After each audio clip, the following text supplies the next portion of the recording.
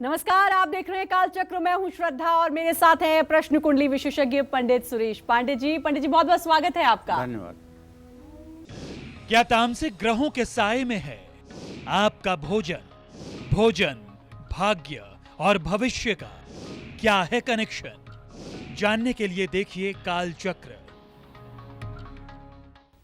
जी हाँ, आज का विषय जितना महत्वपूर्ण है उतना ही इंटरेस्टिंग भी है। भोजन से जुड़ी आदतें, भोजन से जुड़े नियम, राशि अनुसार आपका आहार और इससे जुड़ी कई तमाम जानकारियां समय समय पर कालचक्र में हम आपको देते रहते हैं। इसी कड़ी को आज हम आगे बढ़ा रहे हैं और कालचक्र में बात होगी आपके भोजन, भाग्य और भविष्य की। जी पंडित जी, बहुत रोचक सी ये बात है, ग्रह और हमारा भोजन क्या कनेक्शन होता है, ये सबके मन में इस समय प्रश्न उठ रहा है। ज्योतिष शास्त्र में,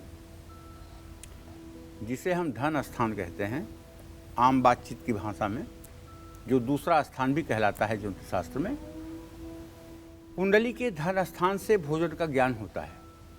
किसी भी व्यक्ति के खान पान को अगर आपको देखना हो तो उसके जन्म कुंडली का द्वितीय भाव आप देख लीजिए, द्वितीय भावेश को देख लीजिए, द्वितीय भाव पर पड़ने वाली दृष्टि देख लीजिए, द्वितीय भाव में बैठे हुए स्थित ग्रहों को देख लीजिए, तो आप एकदम पक्का अनुमान लगा सकते हैं कि ये व्यक्ति किस चीज़ के लिए इंटरेस्टेड होगा, क्या चीज़ ये खाएगा, क्या चीज़ नहीं खाएगा।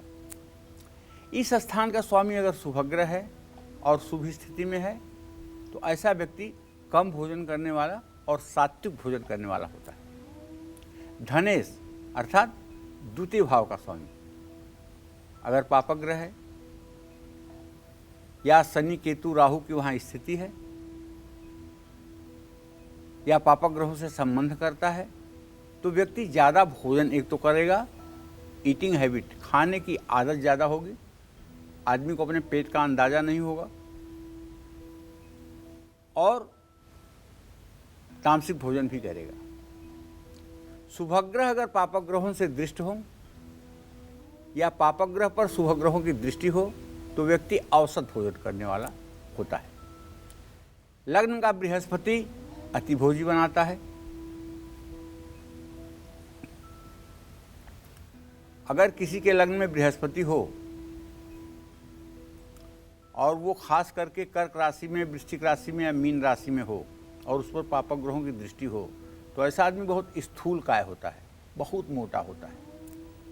और अगर उसके मोटापे पर आप गौर करें कि मोटा क्यों है तो आपको एक बात पता चलेगा कि ऐसा आदमी बहुत चटोरा और बहुत ही खाने वाला होता है। हर चीज़ खाने के लिए कुछ भी चीज़ वो ना नहीं कर सकता है। उसको पता है कि हमारा स्वास्थ्य खराब होगा, उसको पता है कि ये हमारे लिए नुकसानदायक है, लेकिन ना रुकने का नाम नहीं। अब इसी क्रम में कुछ लोग अग्नि तत्व प्रधान होते हैं, जैसे मंगल, सूर्य और बृहस्पति कुंडली में अगर निर्बल हो तो पाचन शक्ति कमज़ोर होती है। अब यहाँ भी आपको बता दें, वृश्चिक राशि के जो जातक होते हैं खास करके उनकी डाइजेशन पावर कमज़ोर होती है। अब आप कहेंगे कि अरे आप तो वो एक पूरी राशि को ही कमज़ोर कर दे रहे हैं, ऐसा नहीं है। 3 डिग्री के ऊपर अगर चंद्रमा होगा वृश्चिक राशि में तो इसका मतलब है कि मणिपूरक चक्र जो हमारा है, नाभि, यहाँ पर जठराग्नि होती है और ये जठराग्नि 98.6 पर 98.6 पर पूरे शरीर का टेम्परेचर मेंटेन करती है। चाहे पैर नाप लीजिए, चाहे हाथ नाप लीजिए, चाहे जीभ के नीचे थर्मामीटर लगाइए, वही टेम्परेचर आएगा पूरे शरीर का। कितना बड़ा पावर हाउस है जो पूरे शरीर को एक जैसे टेम्परेचर में मैनेज करता है, ज़रा सोच कर देखिएगा।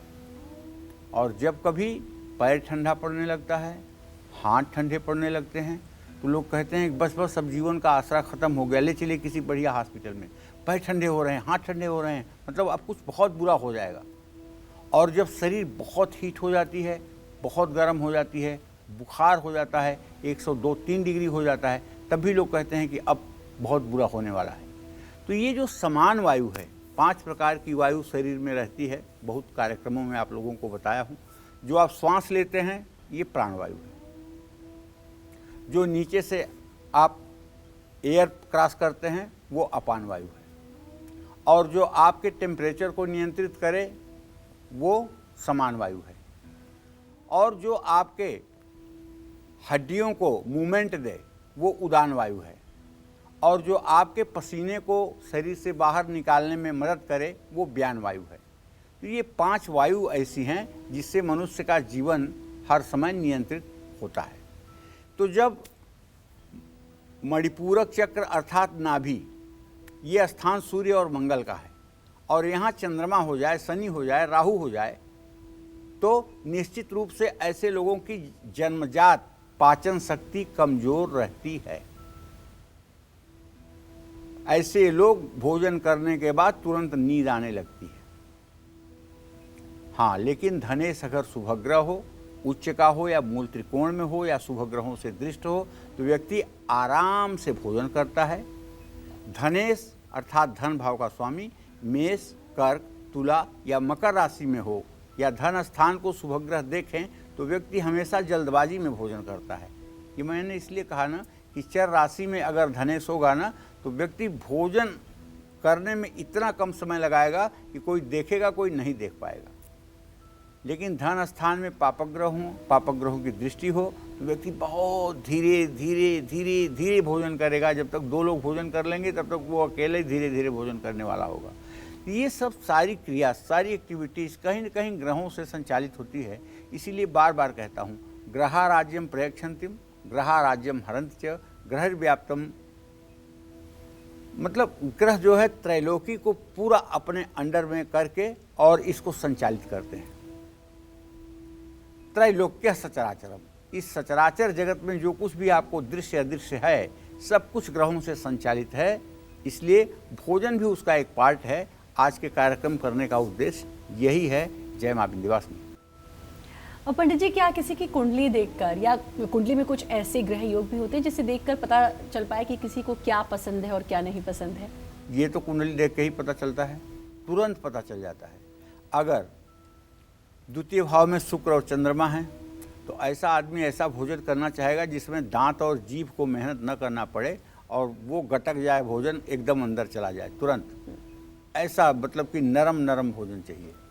मंगल हो, सूर्य हो तो व्यक्ति चबा चबा करके खाने वाला होता है, तिखट चीज़ों को पसंद करता है, तीखी चीज़ों को पसंद करता है।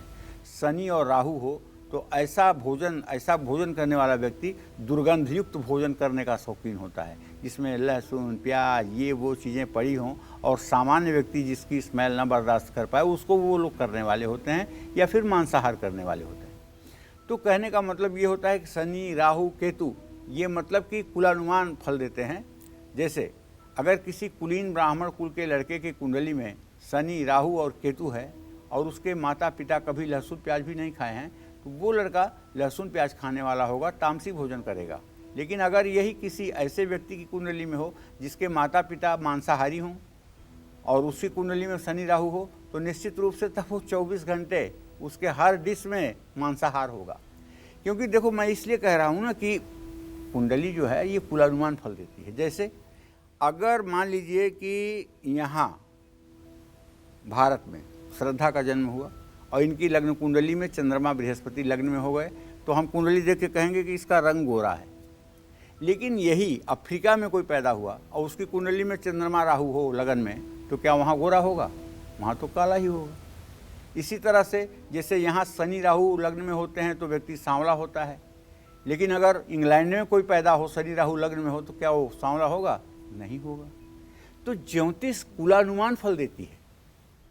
देश काल परिस्थिति का बिना मूल्यांकन किए जो लोग भविष्यवाणी करते हैं वो सिर्फ और सिर्फ उपहास के पात्र होते हैं। इसलिए ज्योतिष के 3 भाग हैं, सिद्धांत, संहिता, होरा। सिद्धांत पूरे चराचर जगत में एक जैसा ही है। संहिता वो अध्ययन करने का विषय है जिससे प्रकृति के बारे में, विश्व के ऊपर होने वाली घटनाओं के बारे में ज्ञान किया जाए, वो है संहिता। और होरा, होरा कहते हैं अहोरात्र का मध्य का अक्षर है होरा शास्त्र, जिसको फलित ज्योतिष कहते हैं। ये फलित ज्योतिष जो है ये कुलानुमान होता है, ये कुल के अनुमान के आधार पर होता है और देश काल परिस्थिति के आधार पर इसका मूल्यांकन करके बताया जाता है। तो कहने का मतलब ये है कि इस बात को अगर आप ध्यान से समझेंगे तो आपको समझ में आएगा। कभी कभी कोई व्यक्ति अगर आपसे ये आकर के कहे बताइए पंडित जी मैंने क्या खाना खाया है, तो ऐसे में जन्म कुंडली कभी मत देखिएगा ना, जन्म कुंडली आपका सहायता करेगी। तत्काल लग्न खींचिए, लग्न को स्थापित करिए और देखिए कि द्वितीय भाव पर किस ग्रहों की स्थिति है। अगर द्वितीय भाव में मंगल आपको दिख रहा है तो पहले डिसाइड कर लीजिए कि गेहूँ। अगर उसको शनि देख रहा है या शनि की युति है तो तुरंत आ जाइए पूड़ी या पराठा। उसके साथ अगर चंद्रमा शुक्र की युति हो रही है तो कह दीजिए कुछ मीठी चीज़, नहीं शनि राहु की युति हो रही है तो खट्टी चीज़, अचार, चटनी, सॉस। शुक्र आ रहा है तो दही। इस तरह से अगर आप तत्कालिक विवेचन करेंगे तो आप एक्यूरेट बता पाएंगे कि आपने भोजन क्या किया है या नाश्ता क्या किया है या इस समय आप क्या खा करके आए हुए हैं। और जब तक ये न बता दे ज्योतिषी तब तक ज्योतिष जानना बेकार है। देखिए, खाने में किसी व्यक्ति को क्या पसंद है इसकी जानकारी जन्म कुंडली में छठे भाव से भी जानी जा सकती है। छठे स्थान में बुध या बृहस्पति हो तो नमकीन वस्तुएं बहुत पसंद आएंगी। कुंडली में बृहस्पति बलवान होकर दशम या द्वितीय स्थान में हो तो व्यक्ति मीठा खाने का शौकीन होता है। ऐसे लोग तो दाल में भी चीनी डाल लेते हैं। जिन लोगों की कुंडली में ऐसा देखा गया है तो ऐसे लोग तो दाल में भी चीनी डाल लेते हैं। और शुक्र मंगल अगर छठे स्थान में हो तो ऐसा व्यक्ति खट्टी चीज़ों को बहुत पसंद करता है। ऐसे लोगों को भोजन में अचार, चटनी ज़रूर चाहिए। शुक्र बुध की युति हो या छठे स्थान पर गुरु शुक्र की दृष्टि हो तो व्यक्ति मीठी चीज़ें खाना पसंद करता है। ऐसा व्यक्ति तो चटोरा होता है और मिठाई का तो एकदम से समझ लीजिए कि दास होता है। और छठे स्थान में अगर 5 नंबर लिखा हो, माने सिंह राशि हो, तो ऐसा व्यक्ति तामसिक भोजन जैसे लहसुन, प्याज, नॉनवेज, अंडा, शराब ये सब चीज़ें पसंद करता है। छठे स्थान में 2 नंबर अर्थात वृषभ राशि हो तो ऐसे लोग चावल बहुत खाते हैं।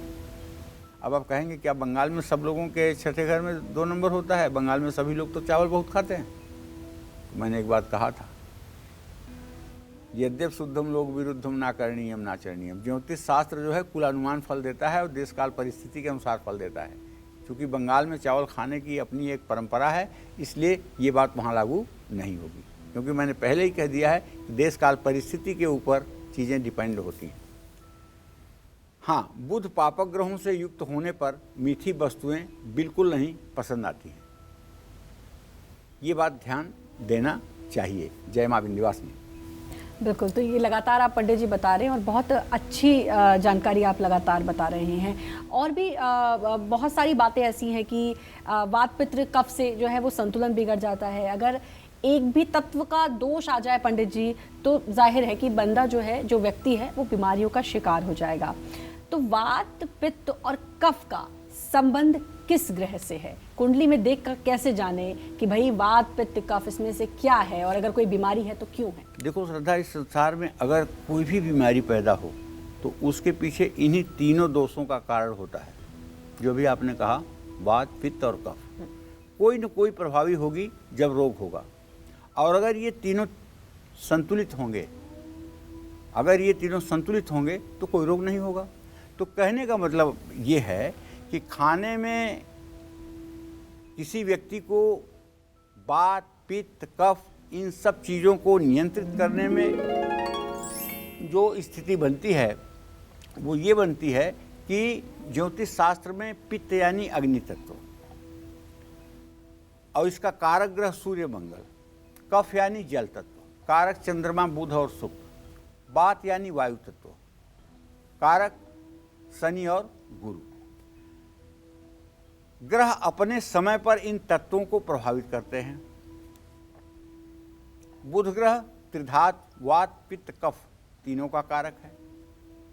गुरु पित्त और कफ का कारक है। राहु और केतु उदर वायु को असंतुलित करते हैं। तो कहने का मतलब ये है कि अगर आप किसी व्यक्ति का चित्र बना लें या एक मनुष्य का चित्र बना लें और चित्र बना करके आप मूलाधार चक्र पर गुदा मार्ग के पास लिखें 10 और 11 नंबर। स्वाधिष्ठान चक्र माने जननांग के ठीक ऊपर लिखें 9-12 नंबर और नाभि पर लिखें 1 नंबर 8 नंबर। हृदय पर लिखें 2 नंबर 7 नंबर। कंठ पर लिखें 3 नंबर 6 नंबर। बाईं आँख के ऊपर लिखें 4 नंबर, दाहिनी आँख के ऊपर लिखें 5 नंबर और अपनी कुंडली के ग्रहों को बैठा दीजिए। आपके शरीर का रोग, आपका नेचर, आपका फ्यूचर, आपको होने वाले रोग, सब चीज़ों का अनुमान बड़ी सहजता के साथ लग जाएगा। ज़्यादा परिश्रम करने की ज़रूरत नहीं होगी और चमत्कार आपके सामने होगा। जल्दी से पंडित जी से जानते हैं कि सुबह 6 से 10 बजे के बीच हमारे भोजन को कौन से ग्रह ज्यादा प्रभावित करते हैं, हमारी किस्मत पर कैसा असर डालते हैं, जब बताइए पंडित जी। देखिए, सुबह 6 बजे अर्थात सूर्योदय काल से 10 बजे तक माने 4 घंटे, 4 घंटे का मतलब 10 घटी, इसमें जो भी व्यक्ति भोजन करता है उस पर चंद्रमा, शुक्र या बुध की शक्तियां सक्रिय होती हैं, जिसका कफ तत्व पर आधिपत्य होता है। सोमवार, शुक्रवार और बुधवार को ये शक्ति सुबह के समय 100% कार्य करती है, क्योंकि दिन का प्रथम होरावार अधिपति ग्रह का ही होता है। ये इस तरह से भी आप देखें, जो मैं कह रहा हूँ, एक किताब होती है शिव स्वरोदय, आप लोगों की जानकारी के लिए बता रहा हूँ। वैसे विषय तो गूढ़ है, लेकिन जानकारी तो होनी चाहिए ना। अगर हमारे इस कार्यक्रम को सुन करके और 10 लोगों ने भी अमल कर लिया तो हमारी मेहनत सार्थक हो जाएगी, क्योंकि ज्ञान जो है ये ज्ञान जो है ब्रह्म बीज है, ये कभी नष्ट नहीं होता है। जो ज्ञान आपको प्राप्त होगा वो आपके द्वारा आपके संतान को प्राप्त होगा, आपके संतान के द्वारा आपकी आगे की पीढ़ियों को प्राप्त होगा। तो ये ब्रह्म बीज है और ब्रह्म बीज कभी नष्ट नहीं होता है। जैसे गेहूं के खेत में तो गेहूं बोया जाता है, लेकिन उसमें घास, खर पतवार अपने आप उग जाते हैं। उनको तो आपने बोया नहीं तो वो कहाँ से उग जाते हैं? वो ब्रह्म बीज है, वो प्रकृति के द्वारा पृथ्वी में डाले हुए हैं। उसी तरह से ये जाने अनजाने में अगर आप हमारी बात सुन रहे हैं तो भले ही बहुत इंटरेस्ट से आप ना सुन रहे हों, लेकिन ये एक दिन ब्रह्मबीज बन करके प्रस्फुटित होगा और आप इस पर ध्यान देंगे कि हाँ, इस तरह से हमको करना चाहिए। तो कहने का मतलब ये है कि सुबह 6 बजे से लेकर के 10 बजे के बीच में जब मनुष्य भोजन करता है तो चंद्रमा, शुक्र और बुध का प्रभाव ज़्यादा होता है और इससे मनुष्य की कफ की जो प्रकृति है वो भी संतुलित करने में राहत मिलती है। तो इस विषय का ध्यान इस तरह से देना चाहिए। तो बात 6 से 10 की तो हो गई, अब आगे बढ़ेंगे और 10 से दोपहर 2 बजे के बीच सबसे ज्यादा प्रभाव किन ग्रहों का होता है और ये ग्रह कैसे हमारी खान पान, हमारी किस्मत पर असर डालते हैं, बताइए पंडित जी। हाँ, तो हमने शिव स्वरोदय का नाम लिया ना, तो शिव स्वरोदय का नाम लेने का क्या मतलब था? यहाँ बात कहीं हो रही है, बात कहीं जा रही है, इसका तो कोई तात्पर्य नहीं है। भाई भोजन की बात कर रहा हूँ और फिर स्वरोदय की बात कर रहा हूँ, तो देखिए, इसलिए कह रहा हूँ कि आप अपने शरीर को देखिए। शिव स्वरोदय में लिखा है कि जब सुबह सोमवार को आप उठेंगे तो आपके नासिका छिद्र से किस तरफ से सांस चल रही होगी, बाईं नाक से या दाहिनी नाक से। ये आप उठ करके तुरंत देखेंगे तो आपको पता चलेगा कि अगर सोमवार का दिन है तो बाईं नाक से सांस चल रहा है, मंगलवार का दिन है तो दाहिनी नाक से सांस चल रहा है, सोकर उठने पर या सूर्योदय काल में। शिव स्वरोदय इसलिए बताया हूँ। और जब आपको ये पता चल जाए कि किस स्वर के उदय में आपका जागरण हो रहा है या सूर्योदय हो रहा है, तो इस हिसाब से पूरे दिन को आप अपने संयमित कर सकते हैं। बहुत सी चीज़ें हैं उसमें, ज्ञान का अथाह भंडार है, लेकिन एक सरल सी बात आपको बता रहा हूँ कि दिन के हिसाब से हमारा स्वर उदय होता है सूर्योदय काल में। ठीक है, तो अब 10 बजे से 2 बजे के बीच में जान लीजिए। इन 4 घंटों का जो समय होता है ये सूर्य मंगल की अग्नि शक्ति के अधीन होता है। इस समय जठराग्नि प्रदीप्त रहती है। इस समय भोजन की पाचन क्रिया बहुत ही तेज रहती है। ओम जद पुरुषेण हविषा देवा यज्ञमतन्वता वसंतो सासी दाज्य ग्रीष्म युद्धम शरद्धवी। जब देवताओं को पान चढ़ाया जाता है तब ये मंत्र बोला जाता है, जो मंत्र मैंने आपसे कहा। इसका अर्थ जानते हैं क्या होता है? यद पुरुषेण हविषा देवा यज्ञ तन्वत। जिस तरह से देवताओं को हविषान्य अर्थात होमाहुति जब दी जाती है तो उस होमाहुति को डाइजेस्ट करने के लिए अग्निदेव प्रज्वलित रहते हैं, और चाहे जितनी हवन सामग्री डाल दीजिए थोड़ी सी राख में परिवर्तित हो जाता है। उसी तरह से पान का जो रस होता है वो जब जठराग्नि पर पड़ता है तो जठराग्नि प्रदीप्त हो जाती है, और जठराग्नि जब प्रदीप्त हो जाती है तो जो भी भोजन आप करते हैं वह तत्काल डाइजेस्ट हो जाता है, अर्थात वो तत्काल आपके शरीर में पाचन क्रिया के द्वारा समाप्त हो जाता है। तो कहने का आशय ये है कि जैसे घी को जलती हुई अग्नि पर डाल करके अग्नि को प्रदीप्त किया जाता है, अग्नि का नीला रंग किया जाता है, अग्नि भभक के ऊपर आ जाती है, उसी तरह से पान का रस पड़ते ही जठराग्नि पर जठराग्नि प्रदीप्त हो जाती है। इसीलिए कोई ऐसी पूजा सनातन धर्म की नहीं है जिसमें पान न चढ़ाया जाता हो देवताओं को। देवताओं को पान चढ़ाने का मतलब ही है कि पान एक बहुत बड़ी औषधि है। ये बात अलग है कि अगर आप पान के शौकीन हैं और आप कहेंगे वाह वाह मैं तो बड़ा अच्छा काम कर रहा हूँ। अच्छा क्या कर रहे हो? आप तो उसमें तंबाकू भी ठूस रहे हो, कत्था भी खा रहे हो, ये सब चीज़ें तो नुकसानदायक हैं। हाँ, लेकिन अगर केवल पान खाया जाए, चाहे आपके मुंह में छाले पड़ते हों, चाहे आपके मुंह में निनावे होते हों, चाहे आपका डाइजेशन ठीक ना हो, अगर आप पान का पत्ता लाकर घर में फ्रिज में रख लीजिए और रोज़ सुबह भोजन करने के बाद और शाम को भोजन करने के बाद पान के पत्ते के आगे पीछे के हिस्से को काट कर और धो करके केवल पान का पत्ता चबाइए। पहली बार जो थूक बने उसको थूक दीजिए, दूसरी तीसरी बार जो थूक बने उसको आप निगल लीजिए। ये उपाय आप 10 दिन करके देखिए, आपका बड़े से बड़ा रोग छाले का, निनावे का ठीक हो जाएगा। ऐसे में आयुर्वेद में भी 10 से 12 बजे तक भोजन करना लाभदायक माना गया है।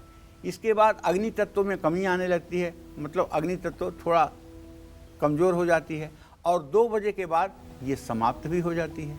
इसीलिए कहते हैं ना कि भोजन अगर दोपहर का करना हो तो दोपहर तक कर ही लेना चाहिए, 3 बजे का इंतज़ार नहीं करना चाहिए, नहीं तो वो भोजन आप जो करेंगे वो जाके वहीं रखा रहेगा, वो डाइजेस्ट नहीं होगा, फैक्ट्री उस समय बंद रहेगी। जय माँ विंध्यवासिनी। और भी बहुत सी बातें हैं, शाम के समय भोजन करना कितना सही, ये सब जानेंगे पंडित जी से। लेकिन रमन हमारे साथ मुरादाबाद से जुड़ चुके हैं। रमन जी, स्वागत है आपका, बात करिए पंडित जी से।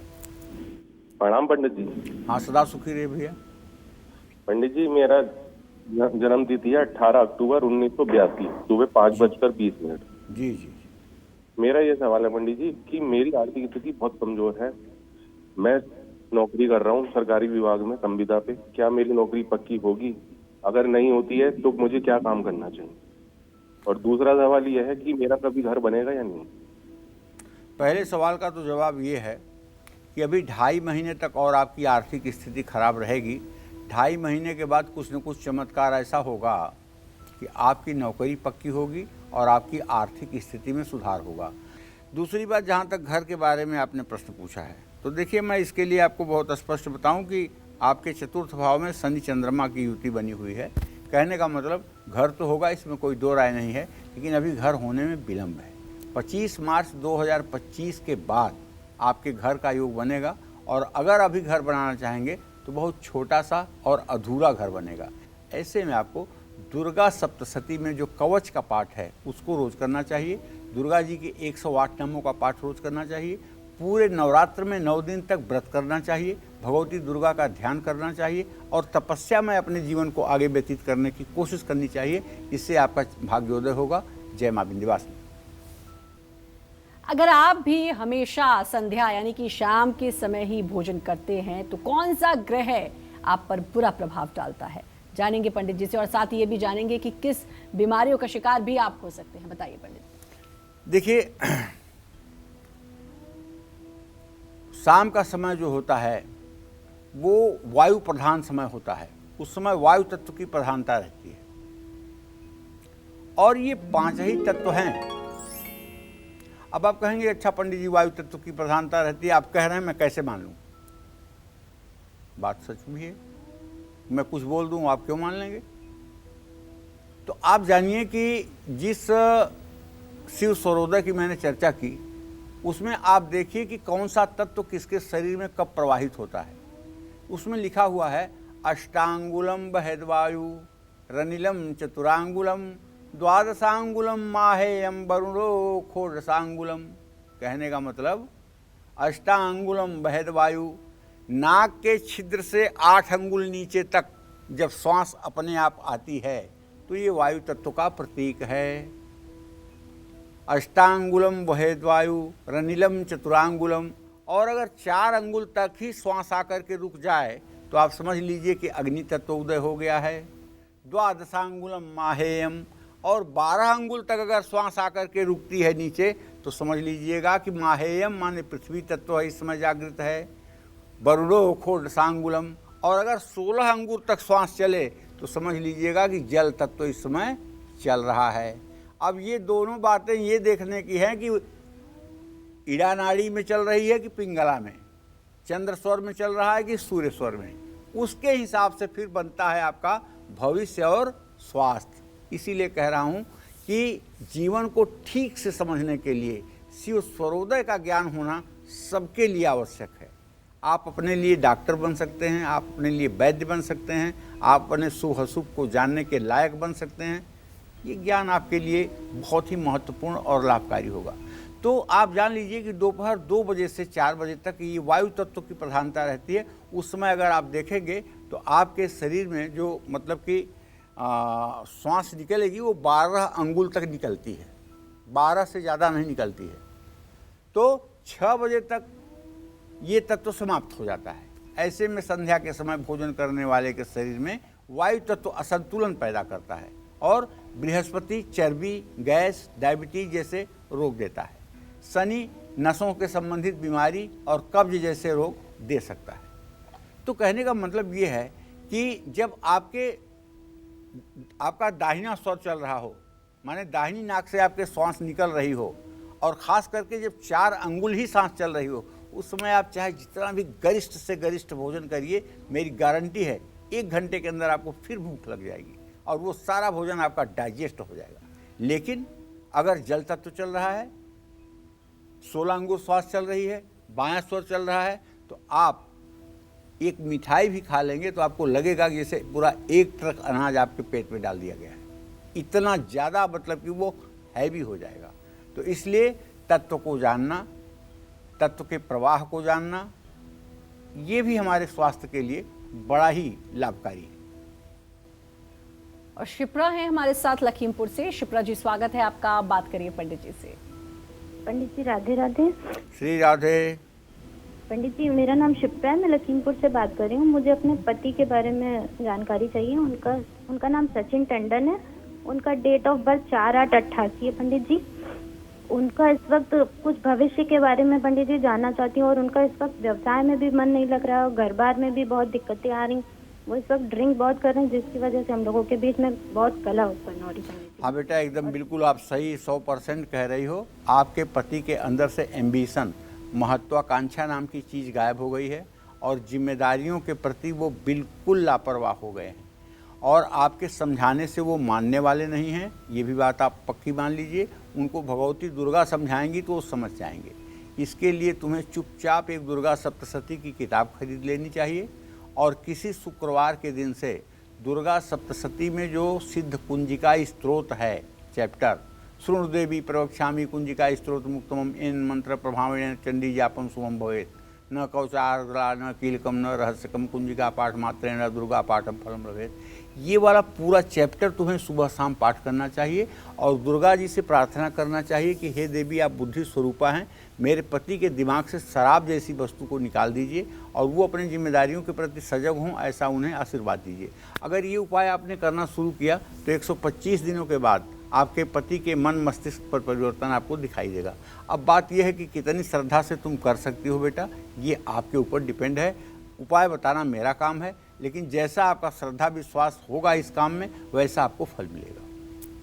आयुर्वेद में कहा जाता है कि अपनी प्रकृति के हिसाब से ही भोजन करना चाहिए, तो इसका संबंध ज्योतिष से भी है, और अगर है तो क्या है, बताएंगे पंडित जी, बताइए। देखिए, अथर्ववेद संहिता में वनस्पतियों का फलों का और सब्जियों का, इन सब चीज़ों को रत्न का दर्जा दिया गया है। हमारे यहाँ 4 वेद हैं, ऋग्वेद, अथर्ववेद, यजुर्वेद, सामवेद, जिसमें अथर्ववेद में वनस्पतियों का वर्णन बहुत विस्तार से दिया गया है। मेष, सिंह और वृश्चिक राशि के लोग उग्र प्रकृति यानी गर्म स्वभाव वाले होते हैं। इनकी प्रकृति पित्त प्रधान होती है।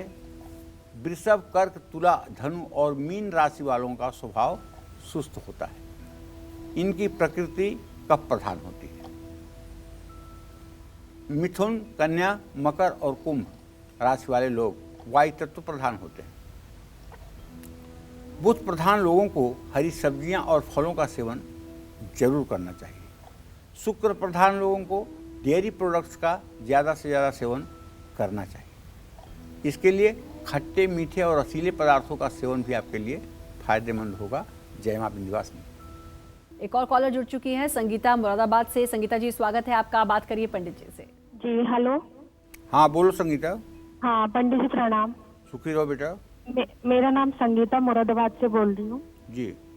28 दिसंबर 1995 मेरी डेट ऑफ बर्थ है और शाम को 4:13 पर टाइम है मेरा जन्म का। और मुझे ये पूछना है कि पंडित जी, सरकारी नौकरी की तैयारी कर रही हूँ, सरकारी नौकरी क्या लगेगी और क्या मैं मांगलिक हूँ और शादी के कब तक योग है? अब देखिए, मांगलिक तो आप हो, इसमें कोई दो राय नहीं है। सरकारी नौकरी की जहाँ तक बात है तो अभी इसमें मुझे विलम्ब लग रहा है और हो सकता है कि ना भी हो। हाँ, विवाह आपका जरूर निकट भविष्य में और बहुत अच्छा होने जा रहा है।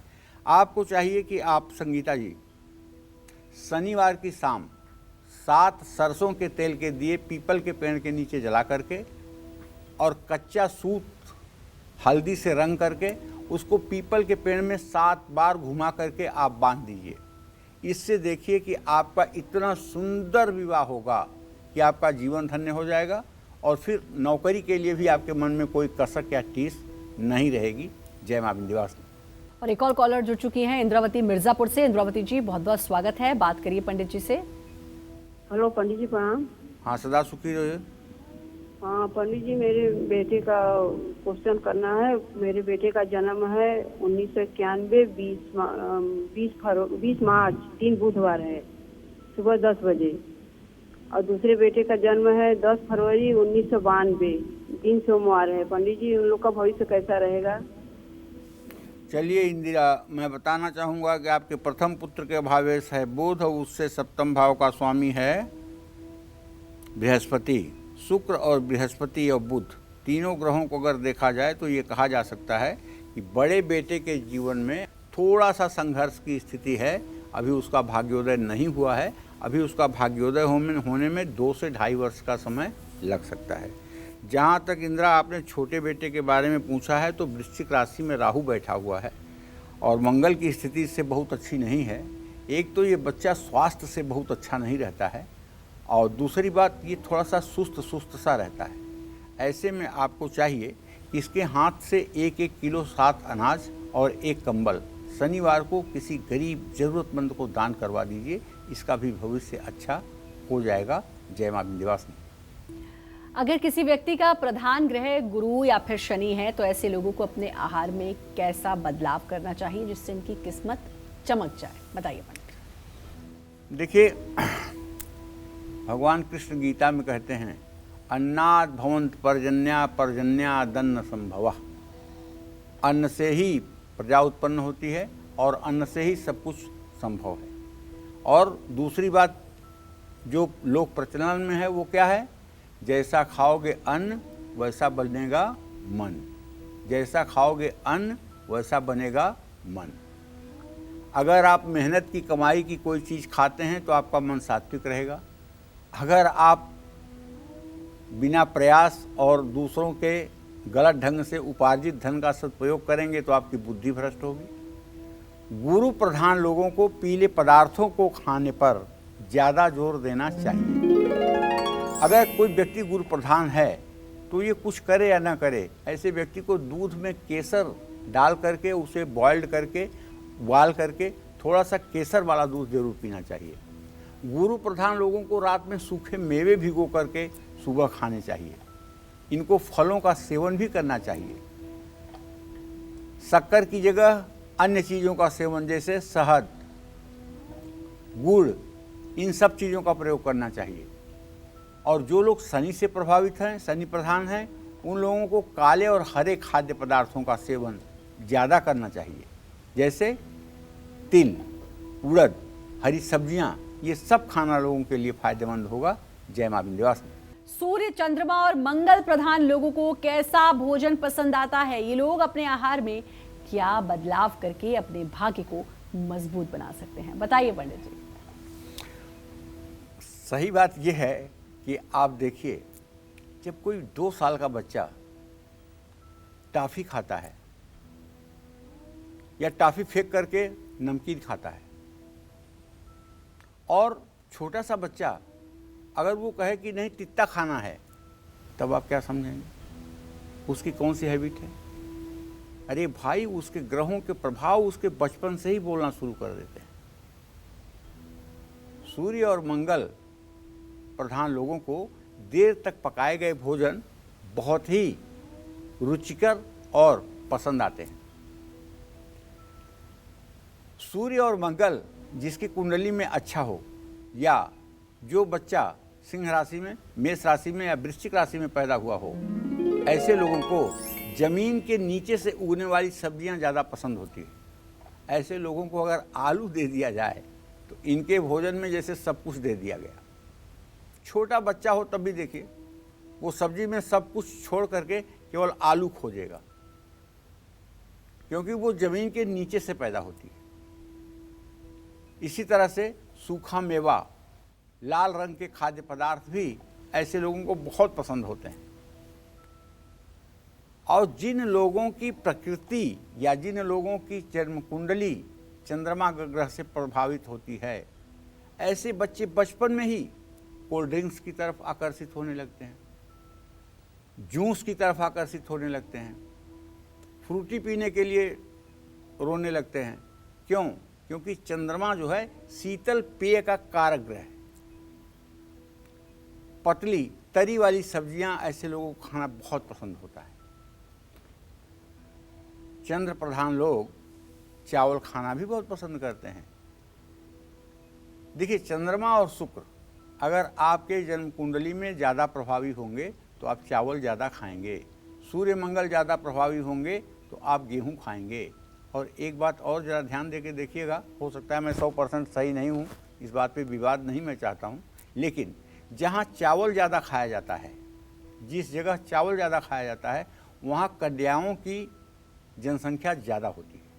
और जहाँ गेहूँ ज़्यादा खाया जाता है, वहाँ पुरुषों की जनसंख्या ज़्यादा होती है, कन्याओं की जनसंख्या उनके अपेक्षा कम होती है। इसी कारण से हरियाणा और पंजाब का जो आबादी का संतुलन है, उसमें यह है कि 100% अगर पुरुष हैं तो 88% महिलाओं का योगदान है। लेकिन बंगाल और उड़ीसा में ठीक इसका उल्टा है, इसलिए वहाँ चावल खाया जाता है।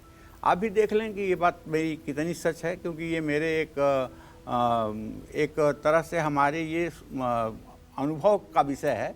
मैं इस पर ये गारंटी नहीं देता हूँ कि नहीं ये बात सच ही निकलेगी, लेकिन एक अनुभव का विषय है जो मुझे लगता है कि ठीक है। हाँ, ऐसी सब्जियां या अनाज जिनको उगाने में ज़्यादा पानी का इस्तेमाल होता है, ऐसे लोग, चंद्रमा से प्रभावित लोग, उसको खाना पसंद करते हैं। चंद्र प्रधान लोगों को रूखी सूखी चीज़ें बिल्कुल खाना पसंद नहीं होता है। ऐसे लोगों के लिए दूध, दही, घी, ये सब चीज़ें भोजन में बहुत ही अनिवार्य होती हैं, इसमें कोई संशय नहीं है। जय मां विंध्यवासिनी। अपने सबसे स्पेशल सेगमेंट की शुरुआत करते हैं और पंडित जी से जानते हैं कि कमजोर ग्रहों को शुभ बनाने के लिए हमें अपनी डाइट में और क्या कुछ शामिल करना चाहिए, क्या जोड़ना चाहिए, क्या घटाना चाहिए, बताइए पंडित जी। देखो भाई, जिन लोगों की जन्म कुंडली में सूर्य कमजोर होता है, उनको नमक का सेवन कम करना चाहिए।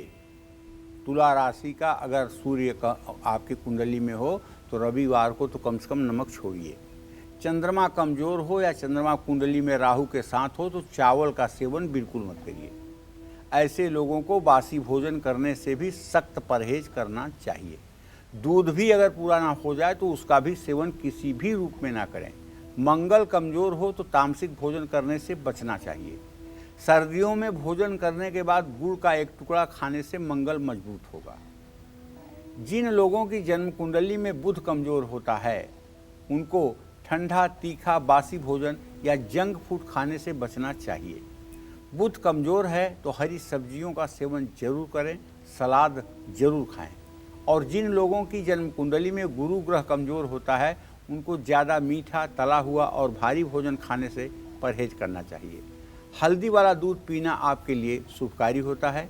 जिन लोगों की कुंडली में शुक्र ग्रह कमज़ोर होता है उनको ज़रूरत से ज़्यादा फाइबर युक्त भोजन और मीठे पेय पदार्थों के ज़्यादा सेवन से बचना चाहिए।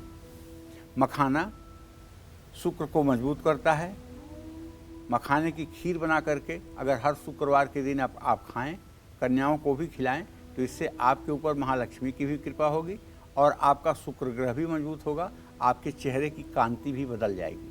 शनि जिन लोगों की कुंडली में कमज़ोर है उनको मसालेदार भोजन से परहेज करना चाहिए। शनि कमज़ोर हो तो मांसाहार, शराब का सेवन नहीं करना चाहिए।